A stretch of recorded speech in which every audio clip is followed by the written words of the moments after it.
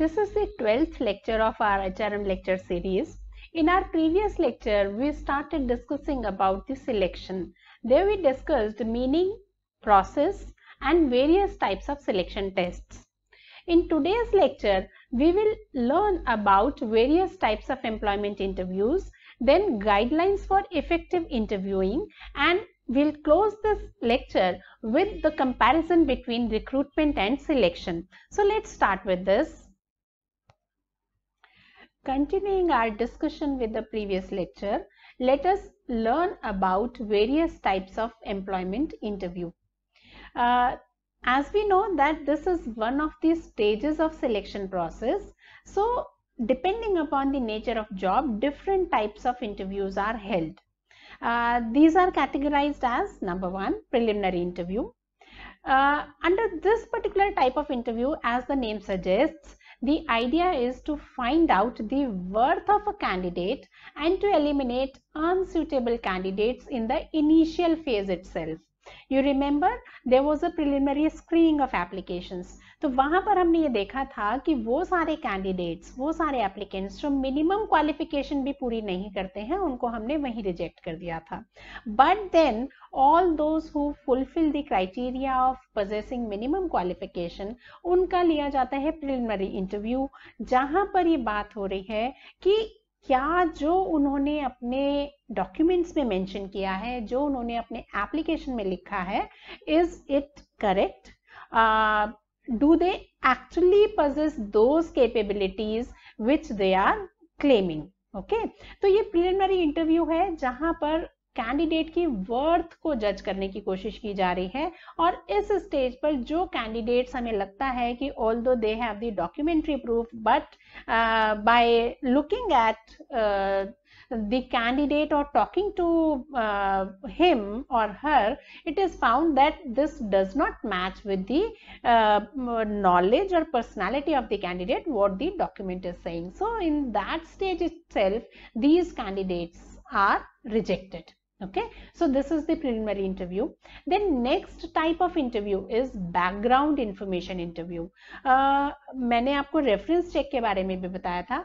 Reference check भी एक तरह से बैकग्राउंड वेरीफाई की जाती है with the help of the teachers और द एक्स एम्प्लॉयर, कि जो कैंडिडेट क्लेम कर रहा है वो ठीक है कि नहीं है, वो एक्चुअली फैक्चुअल है कि नहीं है. लेकिन यहाँ पर इन दिस इंटरव्यू जब हम बैकग्राउंड इंफॉर्मेशन की बात कर रहे हैं, तो these interviews are conducted to gather the history of the candidate.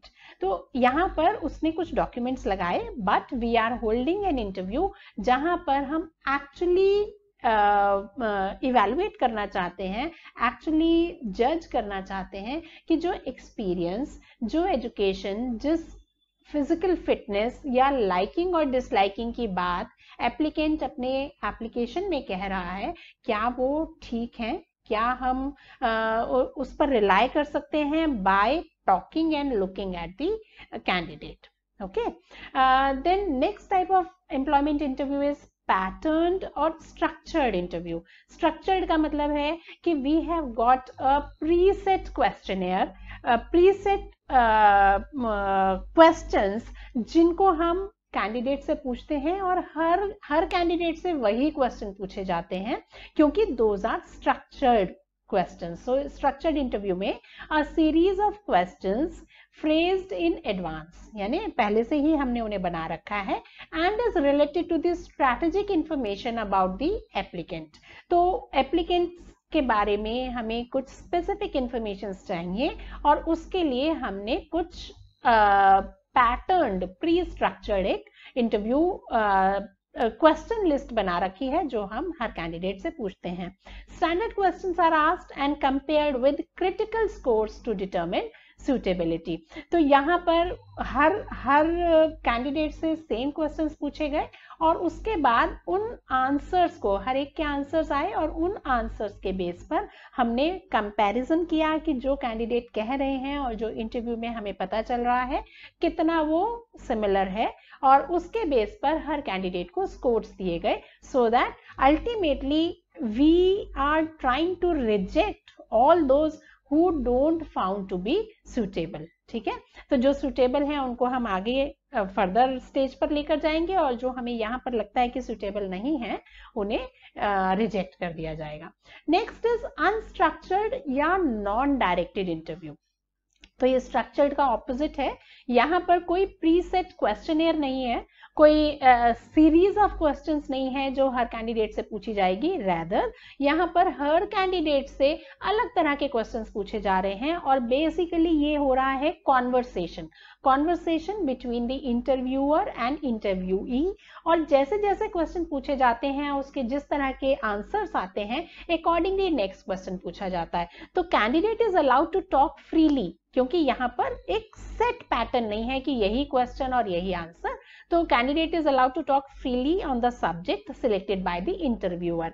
तो इंटरव्यूअर ने किसी एक टॉपिक पर कैंडिडेट को कहा कि आप इस पर बोलिए, राइट. और इस प्रोसेस में जब कैंडिडेट उस टॉपिक पर बोलना शुरू करता है तो इस प्रोसेस में इंटरव्यूअर जज करते हैं उस कैंडिडेट की कैपेबिलिटीज को, उस कैंडिडेट की इंटेलिजेंस को, उस कैंडिडेट की स्किल्स को और उस कैंडिडेट की पर्सनालिटी को. ठीक है. No direct questions are asked and interviewer is a passive listener. तो there is a difference between the two. Structured interview में एक सीरीज ऑफ क्वेश्चंस है जो प्री डिसाइडेड है और हर कैंडिडेट से वही पूछा जा रहा है और बाद में उन आंसर्स को कंपेयर किया जा रहा है. यहाँ पर हर कैंडिडेट को कोई भी एक टॉपिक दिया जा रहा है बोलने के लिए, वो उस पर बोलते हैं और इंटरव्यूअर चुपचाप सुनते हैं, पैसिव लिसनर हैं. डायरेक्टली वो कोई क्वेश्चन नहीं पूछ रहे हैं, सिर्फ मे बी अगर कैंडिडेट ने जो भी बोला उसमें से कोई क्वेश्चन इमर्ज होता है तो वो पूछते हैं इंटरव्यूअर, अदरवाइज उनका काम होता है ऑब्जर्व करना. तो पैसिव लिसनर की तरह they just observe the knowledge, skill, personality of the candidate. और एक चीज और हम ध्यान देंगे कि ये जिस तरह के इंटरव्यूज हैं, these are held, these patterned or structured interviews are held for the candidates who are applying for lower level of jobs, while unstructured or non-directed interviews are held for the candidates who are applying for a senior position. ठीक है. तो यहाँ पर ये माना जाता है कि already these candidates are experienced enough and knowledgeable enough कि उनसे डायरेक्ट कुछ पूछने की जरूरत नहीं है. रादर वो अपने एक्सपीरियंस हमारे साथ शेयर करें और उसमें से हम इवेल्युएट करें कि उनकी will they be suitable for our kind of job और नॉट. ठीक है. Next is stress interview. This is a very important kind of interview. और नॉर्मली क्या होता है कि जब एक वर्किंग एनवायरनमेंट होता है तो वहां पर बहुत सारी तरह के स्ट्रेस या प्रेशर आ सकते हैं. ठीक है. तो नेचर ऑफ जॉब के बेस पर suppose we are looking for senior level manager. अब इन मैनेजर्स को बहुत सारी ऐसी सिचुएशंस फेस करनी पड़ सकती हैं जहां पर इन्हें ऑन द स्पॉट डिसीजंस लेने हैं और वो जो सिचुएशंस हैं वो बहुत ही यूनिक हो सकती हैं, अनप्रेसिडेंटेड हो सकती हैं, अनएक्सपेक्टेड हो सकती हैं. तो in that given situation candidate कैसा बिहेव करता है, कैसा रिएक्ट करता है और अल्टीमेटली क्या रिजल्ट आता है, ये देखा जाता है स्ट्रेस इंटरव्यू में. तो यहाँ क्या किया जा रहा है, a stressful environment is created. इतनी टेंशन वाला एनवायरनमेंट क्रिएट किया जाता है कि there is a problem, there may be some ruckus और बहुत सारी टेंशंस हैं. The applicant is intentionally interrupted. बार बार वो जो भी जवाब दे रहा है उसको बार बार इंटरप्ट किया जा रहा है, उसको क्रिटिसाइज किया जा रहा है और उसका मजाक उड़ाया जाता है. तो ये वो सिचुएशन है जो बहुत स्ट्रेसफुल है. ठीक है. हेयर द आइडिया, और ये जानबूझकर किया जा रहा है, इंटेंशनली किया जा रहा है ये काम. द आइडिया इज टू जज द मेंटल और emotional strength of the applicant and normally this is suitable for higher level post. जहां पर जो सीनियर लेवल वर्कर्स हैं उन्हें इस तरह की सिचुएशन फेस करनी पड़ सकती हैं कि बार बार उन्हें कोई इंटरप्ट कर रहा हो और जो भी वो डिसीजन ले रहे हो या तो उनके बॉस या उनके जूनियर्स उन्हें क्रिटिसाइज करते हो या उनका मजाक उड़ाया जाता हो. तो ये सिचुएशन क्रिएट करके इस इंटरव्यू में ये जज किया जाता है कि क्या ये कैंडिडेट इस तरह की सिचुएशंस में, इस तरह की पोजीशंस में, इस तरह की पोस्ट के लिए सुटेबल होगा, मैनेज कर पाएगा, यानी इमोशनल स्ट्रेंथ है उसके पास या नहीं है, या वो घबरा जाएगा, गुस्सा हो जाएगा या लड़ने लगेगा या रोने लगेगा, यानी क्या वो इमोशनली स्ट्रांग है या नहीं, ये जज करने के लिए स्ट्रेस इंटरव्यू लिए जाते हैं. ठीक है. उसके बाद पर्सनल इंटरव्यू. ये एक काफी पुराना तरीका है जहां पर एक इंटरव्यूअर है और एक इंटरव्यूई है और 1 to 1 दोनों का इंटरेक्शन हो रहा है। तो इंटरव्यूअर क्वेश्चन पूछ रहा है, इंटरव्यूई आंसर कर रहा है जो कैंडिडेट है, फिर जो उसने आंसर किया उससे कुछ और क्वेश्चन डिराइव हो रहे हैं और वो पूछा जा रहा है। पर्सनल का मतलब जहाँ फेस टू फेस इंटरव्यूअर और इंटरव्यूई आपस में इंटरेक्ट कर रहे हैं, ठीक है। उसके बाद आता है पैनल इंटरव्यू। पैनल इंटरव्यू में थोड़ा सा डिफरेंस है from this personal interview. Panel interview में क्या हो रहा है कि जो इंटरव्यूअर हैं वो एक ग्रुप है, यानी there is a panel of interviewers. तो अलग अलग तरह के एक्सपर्ट्स हैं जो इंटरव्यू ले रहे हैं and there is a candidate जो इंटरव्यू देने आया हुआ है। तो जहां पैनल ऑफ इंटरव्यूअर्स होता है दैट इज पैनल इंटरव्यू। तो अलग अलग फील्ड के एक्सपर्ट्स क्वेश्चंस पूछते हैं कैंडिडेट से depending upon the nature of the job and requirement of the job, और कैंडिडेट आंसर करता है। This is panel interview. Next is group interview. Group interview as the name suggest, यहाँ पर a group of candidates is there, ठीक है, इसको group discussion भी बोल सकते हैं। A group of candidates is there और उनको कुछ टॉपिक्स दिए गए और वो उसके बारे में डिस्कशन कर रहे हैं and the interviewer is again a passive listener. तो उसका क्या काम है कि जितने प्रोस्पेक्टिव कैंडिडेट्स यहाँ पर बैठे हुए हैं वो सब किसी भी एक सिचुएशन को डिस्कस कर रहे हैं या किसी एक टॉपिक को डिस्कस कर रहे हैं या कोई सॉल्यूशंस सजेस्ट कर रहे हैं for a given situation, for a given problem. और जो इंटरव्यूअर है वो साइलेंटली उन्हें ऑब्जर्व करता है कि किसका कैसा रिएक्शन था, क्या वो टीम वर्क कर पा रहे थे, क्या वो लोगों के साथ आपस में कोऑर्डिनेट कर पा रहे थे, या क्या कोई एज अ लीडर बिहेव कर रहा था फ्रॉम दैट ग्रुप, या कोई ऐसा था जो अकेले ही सारे डिसीजन ले रहा था और दूसरों की सुन ही नहीं रहा था। तो all this is being observed in group interview and this is also termed age group discussion, जहां पर जो इंटरव्यूअर है वो डायरेक्टली इंटरव्यू नहीं करता है, सिर्फ ऑब्जर्व करता है, जज करता है डिफरेंट कैंडिडेट्स की पर्सनालिटी को, उनके वर्क स्टाइल को, उनके नॉलेज लेवल को और उनका इंटरैक्शन विद ईच अदर, इस चीज को। क्योंकि अल्टीमेटली जब हम इन्हें हायर कर लेंगे तो they have to work with a team. तो हमें यहाँ पर ये जज करना होता है कि वो टीम वर्कर है कि नहीं, टीम प्लेयर है कि नहीं है, और क्या वो हमेशा मतलब बहुत डोमिनेटिंग है या एडमेंट है या बाकी सबको साथ लेकर चलते हैं। तो this is how they are evaluated. And the last is virtual interview. I think आज की डेट में वर्चुअल इंटरव्यू को तो समझाने की जरूरत ही खत्म हो गई है, because everything is happening virtually. तो वर्चुअल इंटरव्यू पर्सनल इंटरव्यू भी हो सकते हैं, वर्चुअल इंटरव्यू पैनल इंटरव्यू भी हो सकते हैं, virtual interview even group interview भी हो सकते हैं। तो जब फिजिकली प्रेजेंट ना होकर ऑनलाइन ये काम चल रहा हो, वर्चुअली इंटरव्यू हो रहे हो, तो this can be any kind of interview, but then this is termed as virtual interview. Okay, now with this we understand various types of interviews. Now let us see what are the guidelines for effective interviewing. कब हम ये कहेंगे कि जो interview हम कर रहे हैं वो इफेक्टिव है और उससे हम वो जज कर पा रहे हैं जो एक्चुअली हम जज करना चाहते हैं एज इंटरव्यूअर। तो इफेक्टिव इंटरव्यूइंग क्या है और कैसे होती है, उसके लिए क्या रिक्वायरमेंट्स हैं, क्या गाइडलाइंस हैं, क्या प्री रिक्विजिट्स हैं, उनके बारे में बात करते हैं। Interviewer should be competent, trained and experienced to conduct interview. I think this is so self-explanatory.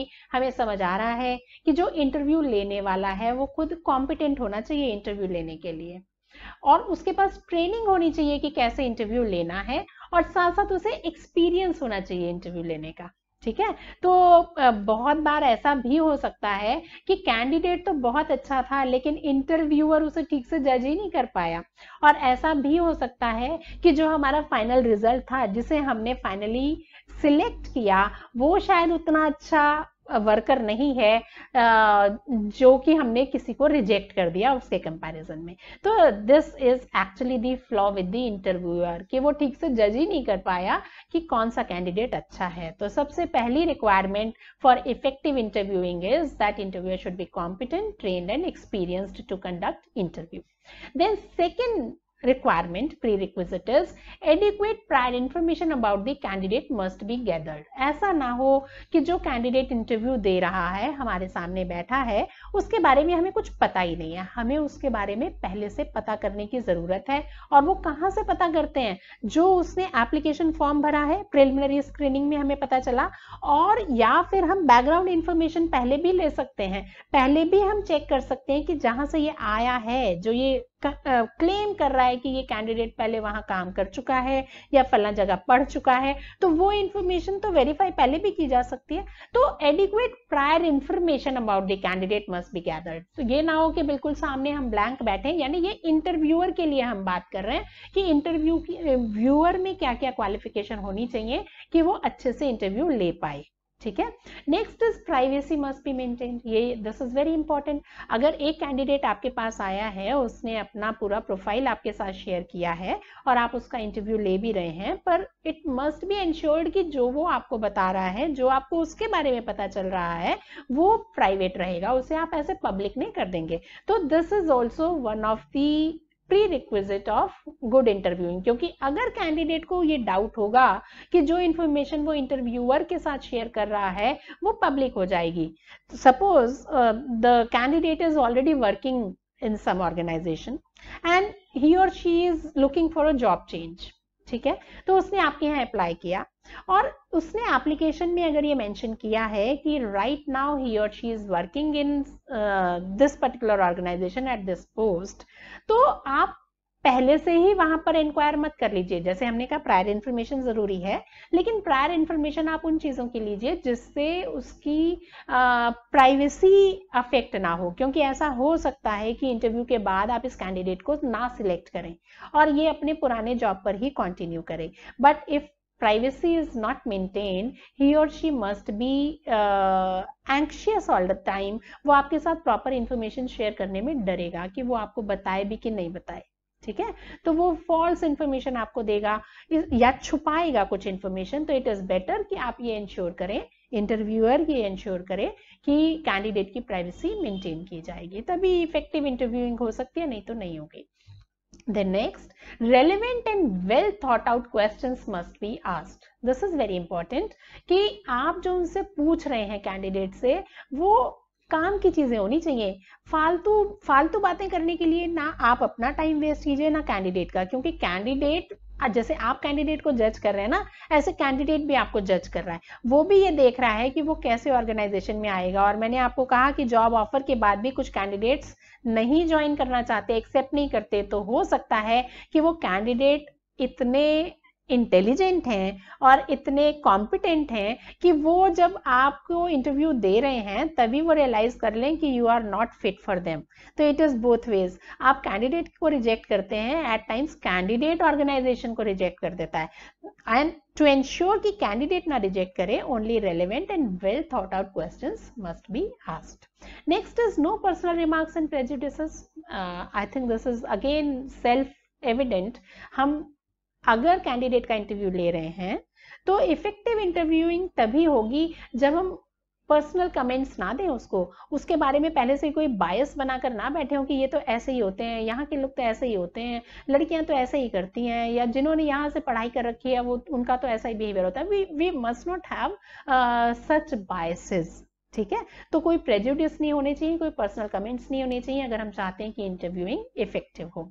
Then maintaining a proper record of the interview. तो जो भी इंटरव्यू ले रहा है ये उसकी जिम्मेदारी है कि जिस भी कैंडिडेट का इंटरव्यू हो उसका प्रॉपर रिकॉर्ड मेंटेन करें, so that it is easier to take final decision at a later stage. Interview खत्म हो जाए, जब सारे कैंडिडेट्स को आप इंटरव्यू कर लें, तो अब आपके पास अगर प्रॉपर रिकॉर्ड नहीं है तो आप भूल ही जाएंगे कि किससे क्या पूछा था और उसने क्या बताया था. तो proper record must be maintain so that finally correct selection can be made. Now the next topic or the last topic of this lecture is difference between recruitment and selection. तो हमें रिक्रूटमेंट हमने पढ़ लिया, selection के बारे में भी हमने पढ़ा और सिलेक्शन में हमने ज्यादा डिटेल में types of test and types of interviews भी पढ़े, right. Now let us see what is the difference between recruitment and selection. तो सबसे पहले मीनिंग की बात करते हैं. Meaning of recruitment, it is a process of searching for prospective candidates and encouraging them to apply. ये हमने पहले भी बात की थी कि यहाँ पर कोशिश की जाती है कि जितने भी एलिजिबल सुटेबल कैंडिडेट्स हैं वो इस पर्टिकुलर पोस्ट के लिए अप्लाई करें, उन्हें एनकरेज करना, ठीक है. On the other hand selection, what is selection? It is the process of choosing the right candidate from the pool of candidates who have applied. तो यहाँ जो हमने pool create किया उसमें से best candidate को choose करना, right candidate को choose करना selection है, ठीक है. तो इन्हीं दोनों मीनिंग जो हमने देखे वहीं से हमें इनकी नेचर समझ आ गई. Recruitment is a positive process because the idea is to have as many candidates, prospective candidates as possible. तो पॉजिटिव है, नंबर बढ़ाने की तरफ कोशिश है. And here the idea is to select the best possible और द मोस्ट सुटेबल और the right candidate. That means idea is that from the bigger pool let us select only very few. तो ये negative, इसकी nature है negative, यानी यहाँ number बढ़ाने की तरफ ध्यान है और यहाँ नंबर घटाने की तरफ ध्यान है, ठीक है. Then the purpose of recruitment is to create a large pool. Here the purpose of selection is to identify and reject unsuitable candidates. इसका मतलब सिर्फ suitable को रखें, unsuitable को reject करें, ये हमारा purpose है. Recruitment का जो sequence है वो selection से पहले है. मतलब अगर हम दोनों की बात करें तो ऐसा पॉसिबल नहीं है कि पहले सिलेक्शन कर लिया और फिर रिक्रूटमेंट किया. तो recruitment precedes selection while selection succeeds recruitment. तो पहले रिक्रूटमेंट होगा फिर सिलेक्शन होगा, ये आ गया. Next contract of service. सिर्फ रिक्रूटमेंट से नौकरी नहीं मिलती है, तो recruitment does not result in contract of service, right. On the other hand selection results in contract of service. तो जो हमने फाइनली कैंडिडेट सिलेक्ट कर लिए और जिनको जॉब ऑफर हमने दे दिया और उन्होंने अपना एक्सेप्टेंस दे दिया तो कॉन्ट्रैक्ट ऑफ सर्विस हो जाता है between the employer and the selected candidate. Recruitment involves searching. ढूंढा जाता है ज्यादा से ज्यादा, इस ढूंढा भी जाता है और एनकरेज भी किया जाता है. It involves searching. On the other hand selection में क्या किया जा रहा है? Selection involves comparison and choosing, है ना. तो कंपेयर कर रहे हैं, जो हमने सर्च किया उन कैंडिडेट्स को आपस में कंपेयर कर रहे हैं और फिर उसमें से चूज कर रहे हैं कि कौन सा हमें लेना है. As far as recruitment is concerned, here the number is unlimited. क्योंकि हमारा पर्पस क्या था कि ज्यादा से ज्यादा लोग आ जाएं, तो वहां कोई मैक्सिमम बार नहीं है, मैक्सिमम लिमिट नहीं है कि सिर्फ 20 लोग अप्लाई कर सकते हैं या सिर्फ 50 लोग अप्लाई कर सकते हैं या सिर्फ 500 लोग अप्लाई कर सकते हैं, ऐसा कुछ भी नहीं है. Any number of candidates can be recruited while selection is limited. Selection में हम कितने लोगों को सिलेक्ट करेंगे? जितनी हमारे पास वैकेंसीज हैं. और मैंने आपको ये भी बताया कि कभी कभी हमें सुटेबल कैंडिडेट्स ज्यादा मिल जाते हैं, पर हम अपॉइंट तो सिर्फ उतनों को ही करेंगे जितनी हमारे पास वैकेंसी है. बाकी को हम एक डेटा बैंक बना सकते हैं अपने पास, उनको हम ये मैसेज कन्वे कर सकते हैं कि इन फ्यूचर जब भी हमें जरूरत पड़ेगी फर्दर वर्कर्स की, तो we can say approach you, we will call you back. But as far as selection is concerned, here the number is limited. ठीक है. इसके साथ हमारा ये डिस्कशन खत्म हो गया रिक्रूटमेंट एंड सिलेक्शन का. We'll meet in the next lecture with a new topic.